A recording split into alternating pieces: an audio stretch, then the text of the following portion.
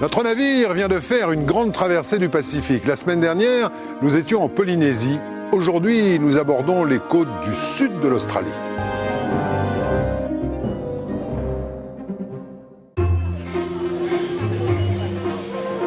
« 23h, aéroport de Melbourne. Andrew Stuart attend un passager en provenance de Singapour. Il ne l'a vu qu'une fois, il y a longtemps, alors il hésite un peu. Victor, non. Je pensais que c'était lui. C'est pas lui? Non, c'est pas lui. Lui, il est plus petit. Andrew est agent pour une compagnie maritime australienne. L'un de ses navires, l'ANL Australia, est bloqué depuis 3 jours dans la baie de Melbourne. J'attends une pièce détachée. C'était important de l'avoir sur le navire le plus vite possible, alors on l'a fait venir de Singapour. Mais son correspondant en provenance de Singapour tarde à passer la douane avec son précieux bagage. Andrew Stuart à l'appareil. Oui, Victor. La valeur à déclarer, c'est environ $2000 US. Oui. La pièce va sur un navire qui est en mer, donc il ne devrait pas y avoir de taxes dessus. Tout va bien? La douane a besoin de connaître la valeur des biens importés dans ce pays. Et donc là, Victor est questionné par la douane. Vous êtes en retard.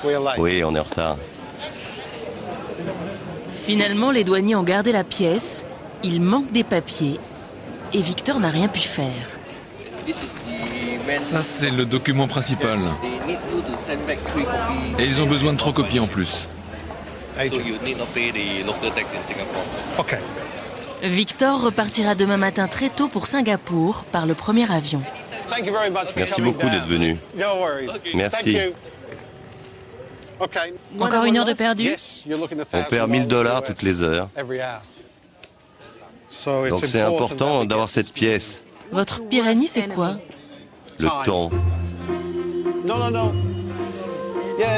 L'obsession d'Andrew, que le navire reparte au plus tôt. Alors tous les moyens sont bons, même enfreindre la loi pour tenter de convaincre les douaniers.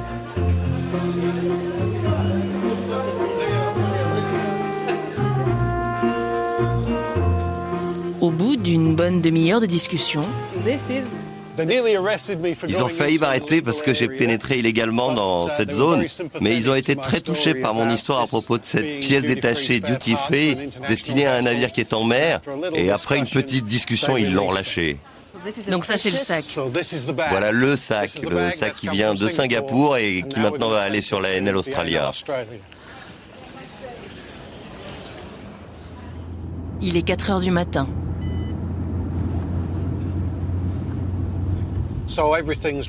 Tout est réglé. J'ai le sac et je me dirige vers le bateau maintenant.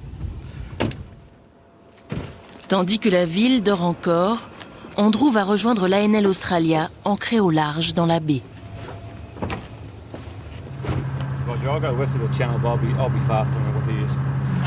Le navire, il est là, à 5000 d'ici.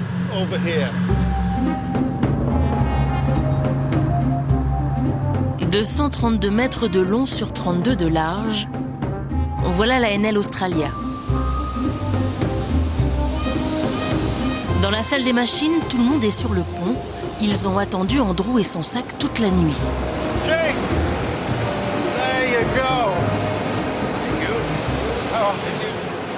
Il y a Doobie, le chef mécanicien, Ruff, le second, et puis Jeffrey aussi, un ingénieur spécialisé dépêché sur place par la compagnie pour détecter et réparer la panne. Si vous mesurez de là à là, regardez, c'est la même taille, c'est la même mesure.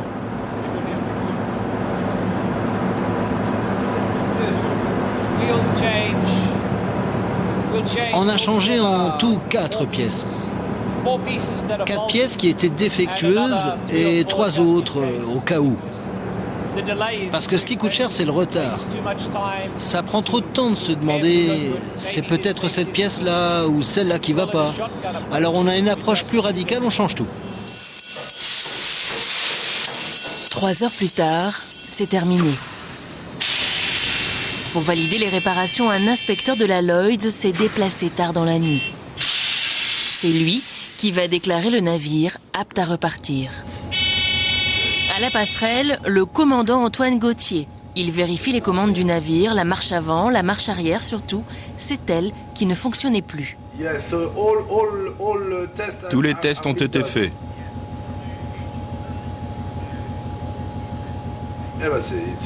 C'est parfait. Maintenant, l'inspecteur fait son rapport. Donc les contrôles ont été faits et ils seront validés par le surveilleur, le Lloyd Register. Et donc on va partir avec toutes les garanties possibles. Ok, commandant. Toutes les réparations sont terminées, donc voici vos certificats. Tout est en règle. Bon voyage. C'est encore un des métiers où les gens viennent immédiatement. C'est toujours l'urgence. On les appelle à n'importe quelle heure du jour et de la nuit, ils arrivent. Pourquoi il y a cette urgence-là dans ce monde-là? Ça a toujours été le cas. De toute façon, les sommes sont importantes, très importantes. Un bateau, une journée de bateau, c'est très cher. Donc il faut aller très vite et la mentalité est restée. C'est toujours d'actualité. Les gens compétents dans le monde maritime, c'est une petite communauté de nos jours. Une toute petite équipe de personnes qui vont d'un bout à l'autre de la planète. Et pas de pause, hein. J'ai appelé ma femme hier après-midi, je lui ai dit je ne serai pas là pour dîner. Peut-être que ce matin, pour le déjeuner, je serai à Melbourne. Moi, j'ai pas de femme, donc je peux aller où je veux. Quand il y a ce genre d'incident, vous savez, vous n'avez pas le temps de dormir. Vous devez réparer. C'est ça la vie des marins.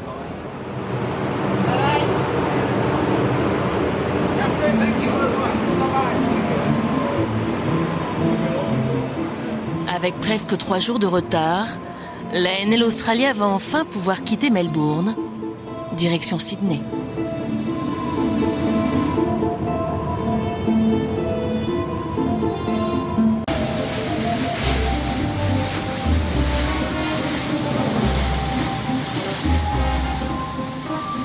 Le navire continue sa route vers Brisbane.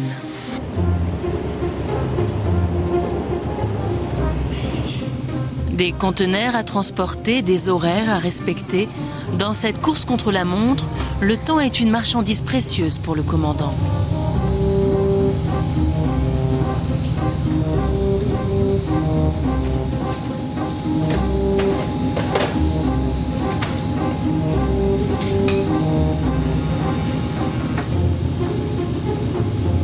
Malheureusement pour lui, entre les ports australiens, les distances sont courtes. Trop courtes pour espérer rattraper son retard. Sur la longue traversée, Brisbane-Yokohama, là, on va sûrement sauver du temps. Mais sûrement pas 50 heures, mais une partie sera sauvée.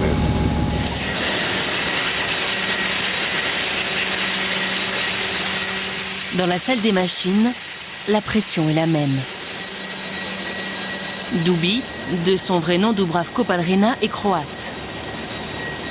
En tant que chef mécanicien, il doit jongler sans cesse avec les escales et les réparations.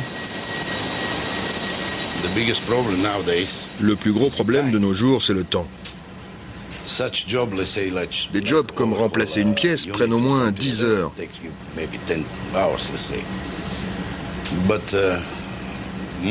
Mais la plupart du temps, ces navires sont des bus qui vont d'un point A à un point B, d'un port à un autre, en quelques heures.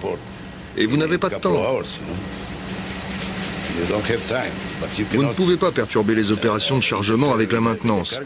Donc il faut choisir le meilleur endroit, le meilleur port, le meilleur moment pour faire vos grosses réparations. Un navire ne s'arrête jamais? Oh non, sinon il me tue. Ça y est, sur la côte est australienne, Brisbane est en vue. Bonjour. Jeff Dawson, le pilote, monte à bord.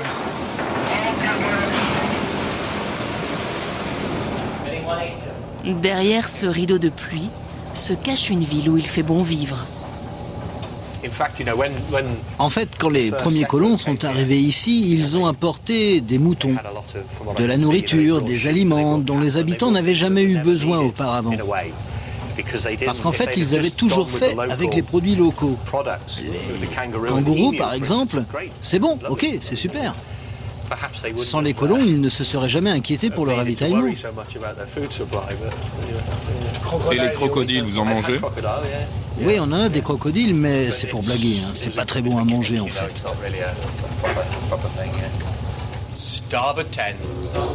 Jeff, le pilote, s'est installé ici il y a quelques années. La ville est moins stressante, moins polluée que Sydney. Ici, on prend le temps de se parler, même à la passerelle. Ce qui est agréable dans le pilotage, c'est que d'une certaine façon, le monde vient à moi. Et je rencontre des gens comme ça. Avant, je parcourais le monde, maintenant ils viennent. À chaque fois que je parle avec un commandant, la même impression se dégage. Les officiers se plaignent de la pression qu'ils ont sur les épaules, de tous les papiers administratifs à remplir, et la pression qu'on leur met aussi en réduisant le personnel de plus en plus. Et on t'appelle à bord, pour un oui, pour un non. Tout cela semble avoir vraiment réduit leur qualité de vie, tout ce que les gens de la mer avaient l'habitude d'apprécier avant. Pour l'équipage, encore une escale qui ressemblera aux autres. Un bout de quai, très peu de temps et quelques buildings aperçus entre les gouttes. Pour les marins de la NL Australia, il reste le bar du bout du quai, le Seamen's Club, à 200 mètres seulement du navire. Un établissement réservé aux équipages.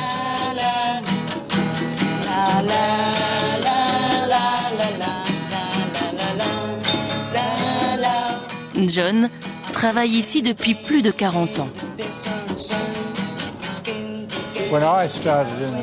Quand j'ai commencé dans cette mission en tant que volontaire, c'était en 1966. À cette époque, 80% des marins étaient anglais. Ils venaient à Brisbane sur des navires anglais, eux aussi. Et maintenant ? Oh, maintenant, ce sont des étrangers. De quel pays ? Tous les pays, ça ressemble de plus en plus aux Nations Unies.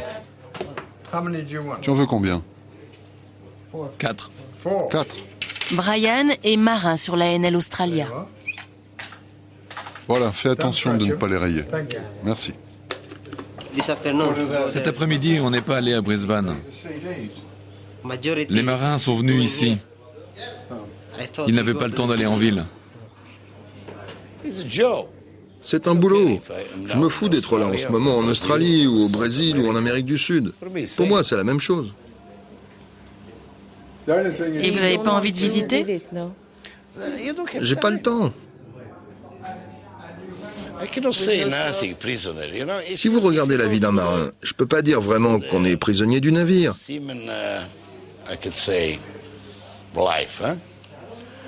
Mais vous savez ce qu'est un prisonnier. Le prisonnier a des interdictions, il ne peut pas aller là où il veut. En ce qui nous concerne, je pourrais dire, on est d'une certaine façon des prisonniers, parce qu'on doit être à bord, on n'a aucune possibilité pour aller se balader à cause du boulot, des tâches que l'on doit terminer. Ok, quelquefois, on a la chance de pouvoir aller jusqu'au Seamen's Club. Mais c'est vrai qu'il n'est pas très loin du navire.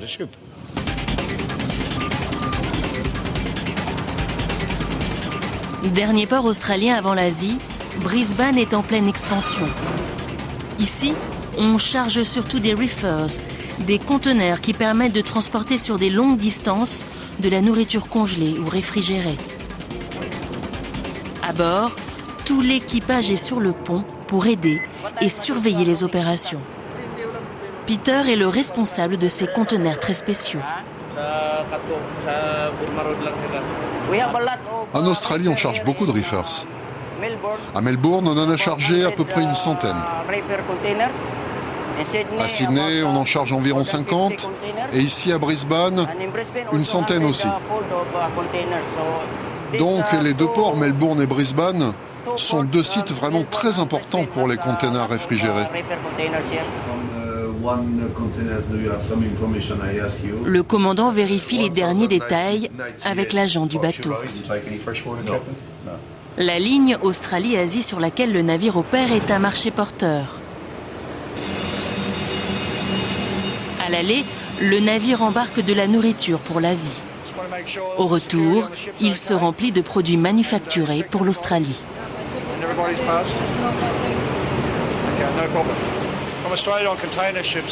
Au départ d'Australie, sur les porte-containers, la plupart des marchandises embarquées, c'est des aliments congelés.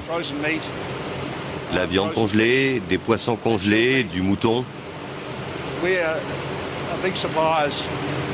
On est vraiment un gros fournisseur de nourriture pour la région Pacifique et l'Extrême-Orient. La Chine, c'est un marché incroyable. Il a augmenté de façon considérable ces 5 dernières années. Et il n'a pas fini de croître. Les Chinois veulent des produits australiens dans leur pays. La traversée du Pacifique.